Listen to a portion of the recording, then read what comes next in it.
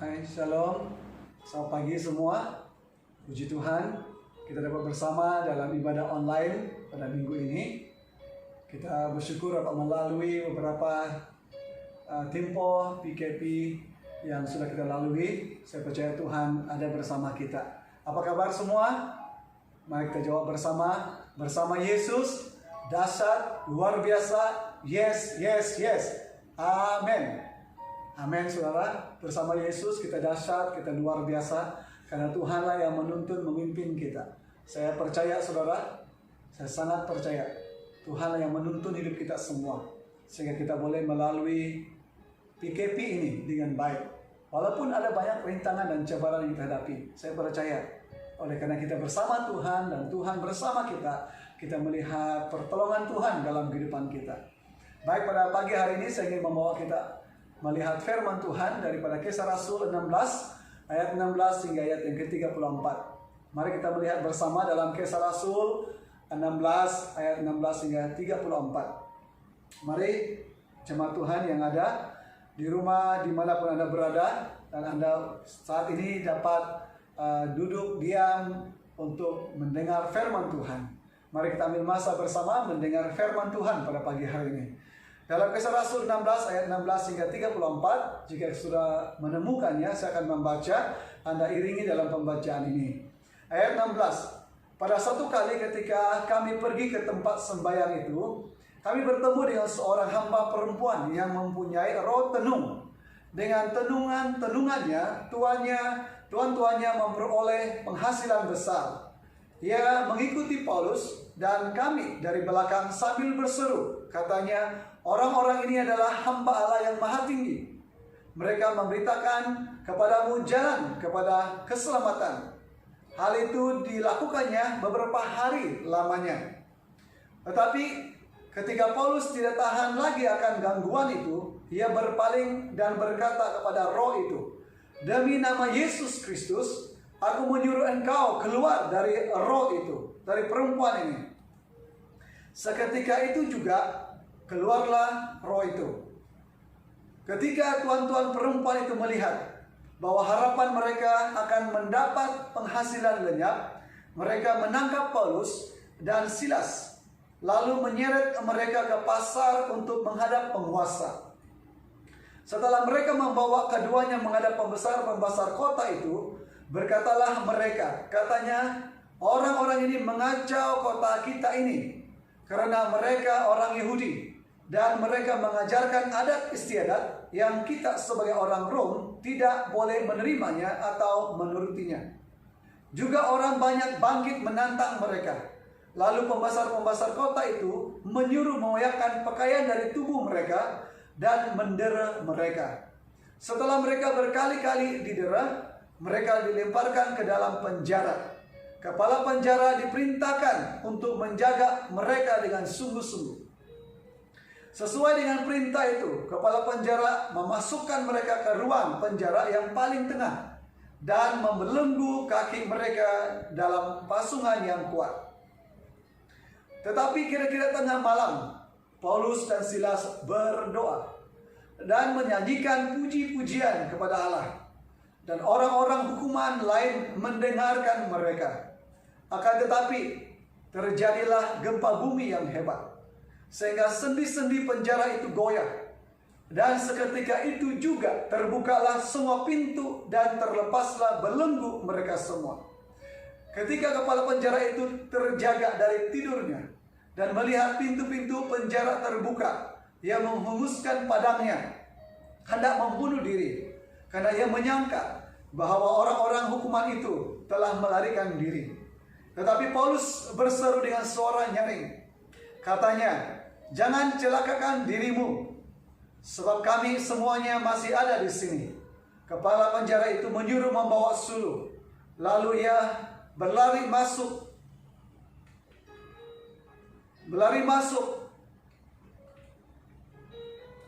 Dengan gemetar tersungkurlah ia di depan Paulus dan Silas. Ia mengantar mereka keluar sambil berkata, Tuan-tuan, apakah yang harus aku perbuat supaya aku selamat? Jawab mereka, Percayalah kepada Tuhan Yesus Kristus dan engkau akan selamat, engkau dan seisi rumahmu.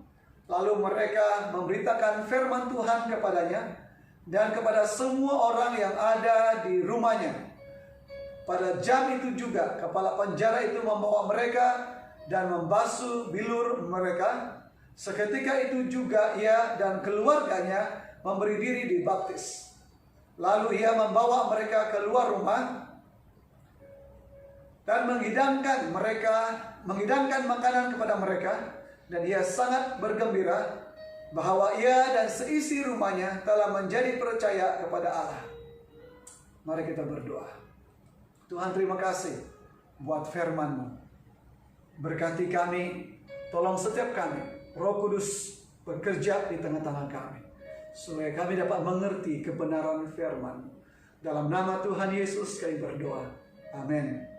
Nah saudara, dalam bahagian ini saya ingin mengambil tema untuk kita pelajari bersama di saat Injil diberitakan. Di saat Injil diberitakan. Dalam konteks ini adalah di mana Paulus dan Silas memberitakan Injil, menyampaikan Injil di rumah-rumah ibadah pada waktu itu. Dan pada waktu mereka menyampaikan Injil di rumah ibadah pada waktu itu, perempuan yang memiliki roh tenung itu senantiasa mengikuti Paulus dan Silas, malah mengganggu mereka. Kata mengganggu ini adalah kata yang mengacau. Mengganggu ini ada banyak perkara saudara yang boleh kita kategorikan mengganggu. Nah saudara, pada hari ini kita akan belajar firman Tuhan di saat Injil diberitakan. Di saat Injil diberitakan, kita yang pertama, poin pertama, kita akan menghadapi tantangan dan rintangan dalam kita memberitakan Injil. Kita lihat tadi bagian yang pertama, ayat yang ke-16 hingga ayat yang ke-24. Ada rintangan dan tantangan di saat Paulus dan Silas memberitakan Injil. Apakah rintangan dia? Mereka diganggu oleh perempuan itu, yaitu perempuan memiliki roh tenung itu yang meramalkan kehidupan orang lain. Dan melalui ramalan itu mereka mendapat keuntungan yang banyak, karena perempuan ini ada banyak bos-bos dia. Nah di sini saudara, apa yang kita mau pelajari bersama? Bagian yang pertama, di saat kita memberitakan Injil, di saat Injil diberitakan, seperti Paulus dan Silas, ada rintangan dan ada tantangan. Amin. Benar saudara?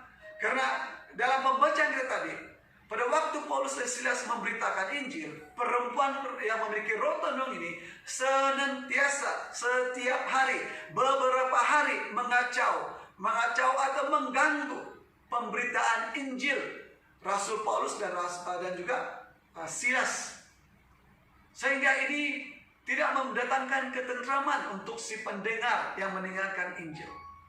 Dan ada gangguan-gangguan yang banyak. Nah konteks ini membawa kita saudara, memberitahu kita di saat Injil diberitakan, ada rintangan dan halangan dalam kita memberitakan Injil. Kalau Paulus tadi, perempuan roh tenung ini mengganggu dia beberapa hari, sehingga menyukarkan, mengganggu pemberitaan Injil itu sendiri. Bagaimana dengan saya dan saudara? Mungkin kita mengalami juga hal yang sama. Ada yang mengacau di saat kita memberitakan Injil.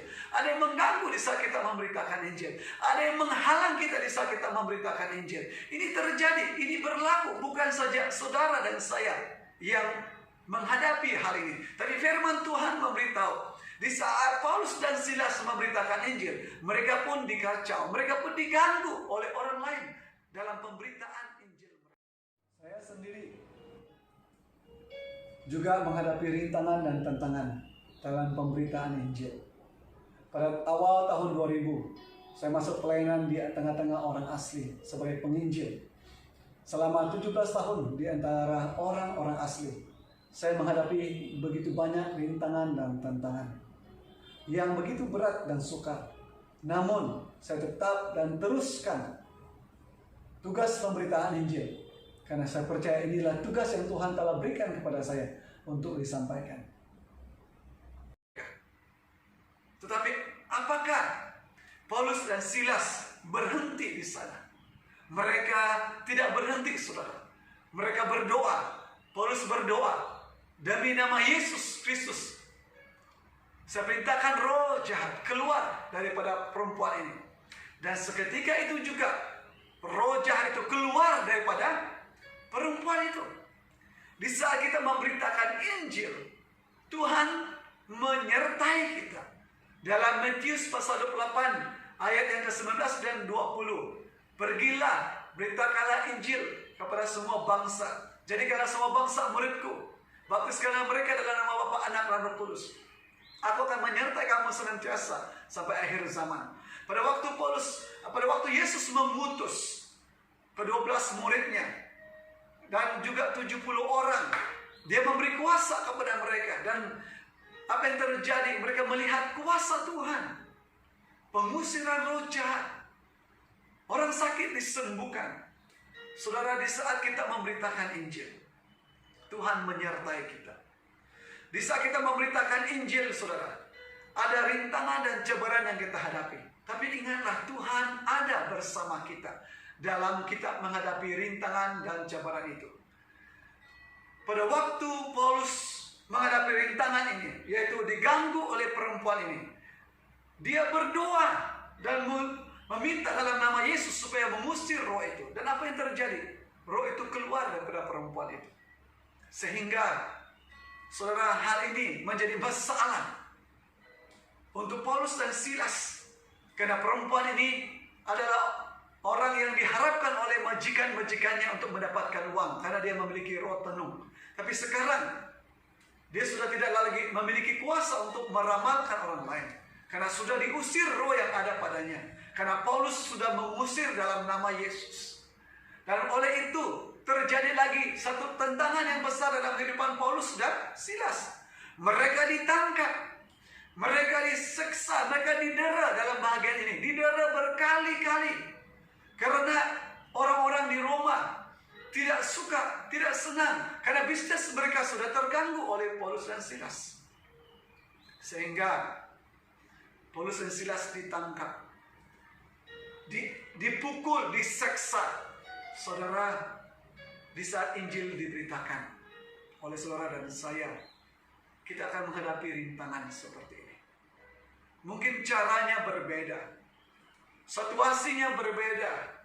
Mungkin di saat Anda memberitakan Injil, bos Anda tidak suka, jiran Anda tidak suka, teman-teman Anda tidak suka, mungkin keluarga Anda sendiri tidak suka.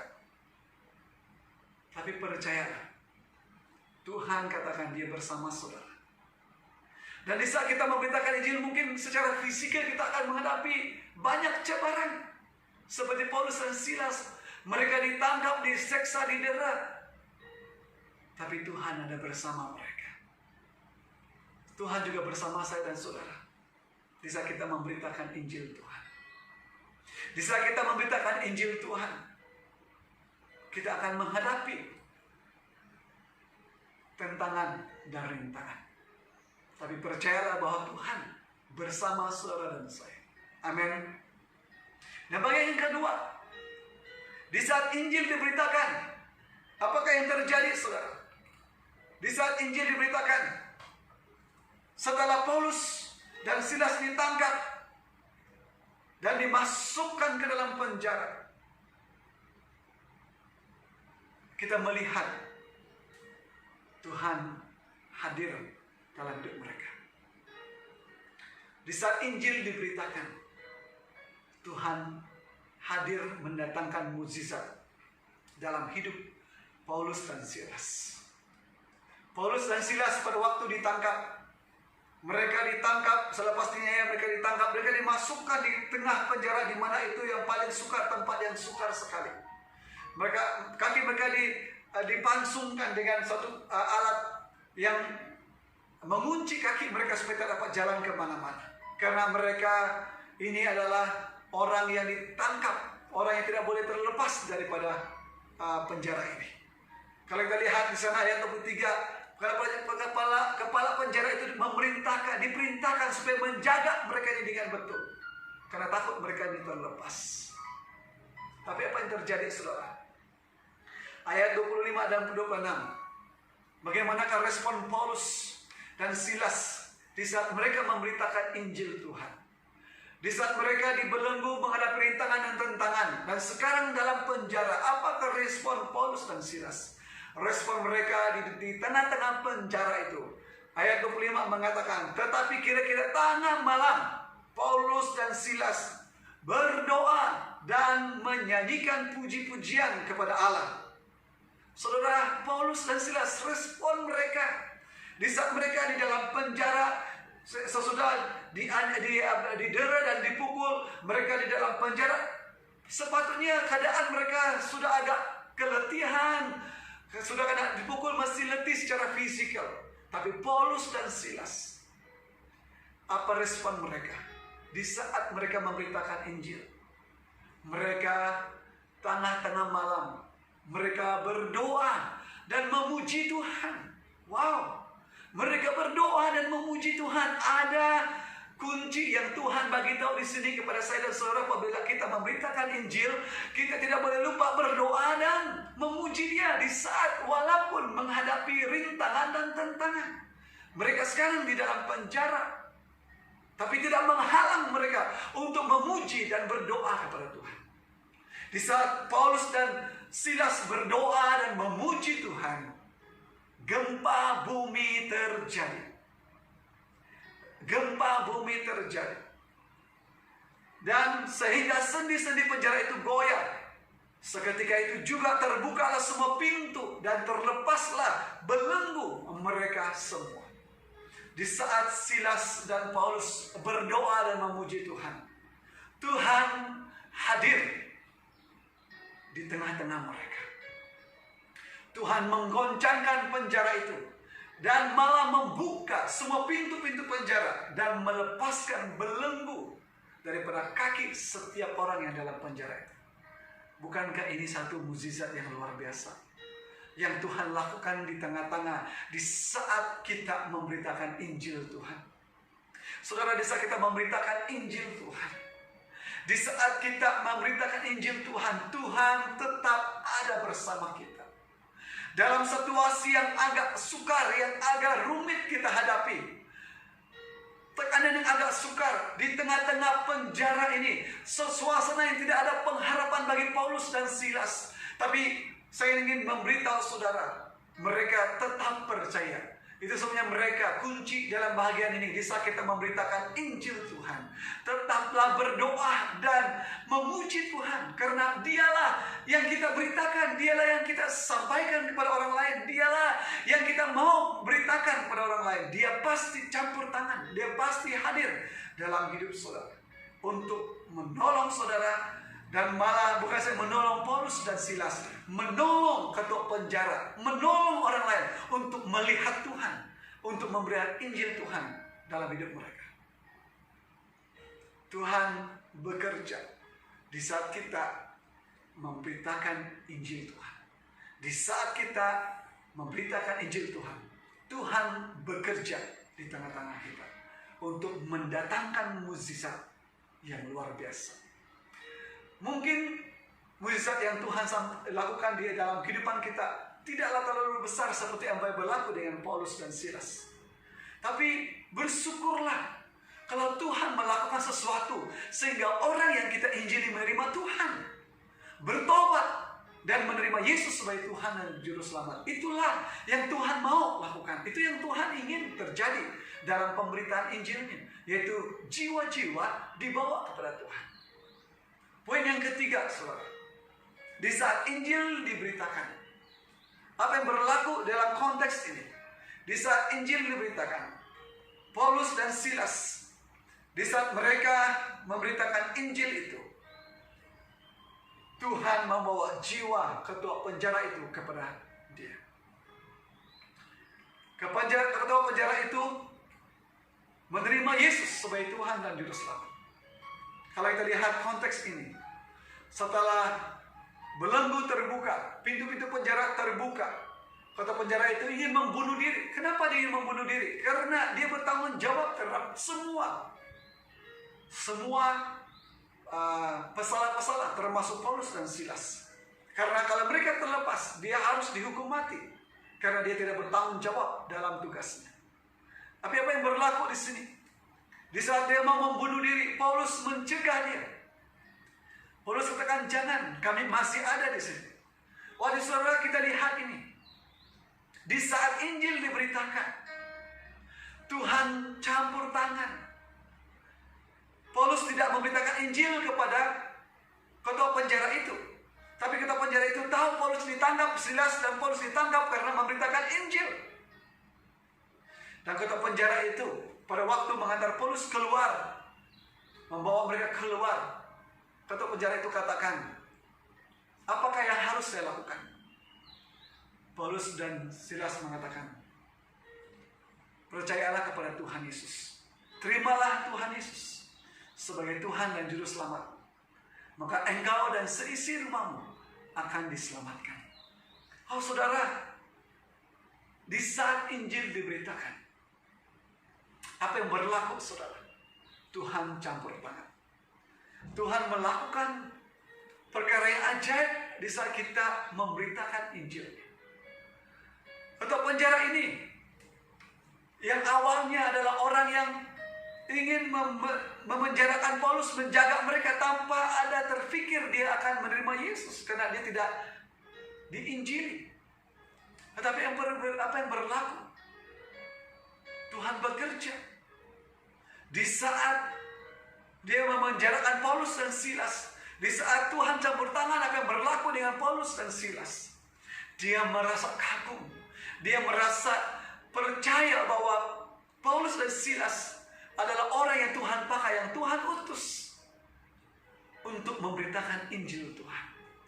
Sehingga kepala penjara itu bertanya, apakah yang saya harus lakukan supaya saya sendiri dapat diselamatkan? Saudara, apa yang terjadi? Ketua penjara itu memberi dirinya dan keluarganya untuk menerima Yesus sebagai Tuhan dan Juru Selamat. Saudara, betapa indah apabila kita memberitakan Injil. Di saat Injil diberitakan, Tuhan campur tangan dalam pemberitaan kita. Dalam banyak cara Tuhan campur tangan. Memang ada rintangan, ada cabaran. Tapi Tuhan akan hadir untuk melakukan sesuatu dalam pemberitaan Injil kita. Supaya jiwa-jiwa diselamatkan bagi Tuhan. Mari sekali lagi saya mau ajak jemaat Tuhan. Mari kita terus setia untuk memberitakan Injil Tuhan. Karena inilah tugas kita sebagai orang yang percaya. Tuhan mau kita memberitakan Injilnya ke seluruh dunia, kepada bangsa-bangsa. Supaya setiap orang, setiap suku bangsa bertelut lutut mengaku dengan mulut bahwa Yesus Kristus adalah Tuhan dan Juru Selamat mereka. Semoga firman Tuhan ini mendorong saya dan saudara untuk terus memberitakan Injil bagi Tuhan. Mari kita berdoa. Bapa kami yang di sorga, terima kasih buat firman-Mu yang kami dengar pada pagi hari ini. Bapa, jamah kami, lawat setiap pribadi kami yang ada pada pagi hari ini. Dimanapun kami berada Tuhan, yang sudah percaya Engkau sebagai Tuhan dan Juru Selamat, yang sudah diselamatkan dengan cara yang ajaib, dengan cara yang luar biasa. Kami tidak hanya percaya untuk diri kami sendiri, tapi Tuhan menyelamatkan kami, supaya kami boleh memberitakan Injil kepada suku-suku bangsa lain. Tuhan, berikanlah kami kekuatan sesuai dengan firman-Mu yang kami dengar pada hari ini. Engkau akan menyertai kami walaupun kami menghadapi rintangan dan tantangan di saat kami memberitakan Injil. Tapi Engkau hadir di tengah-tengah kami. Engkau akan melakukan mukjizat, Engkau akan melakukan perbuatan ajaib di tengah-tengah pemberitaan Injil. Engkau akan menolong kami Tuhan, sehingga jiwa-jiwa akan diselamatkan bagi Tuhan. Terima kasih Bapak. Kami bersyukur buat firman-Mu. Kami terima dengan penuh ucapan syukur. Dalam nama Tuhan Yesus kami berdoa. Mari yang percaya katakan, amin.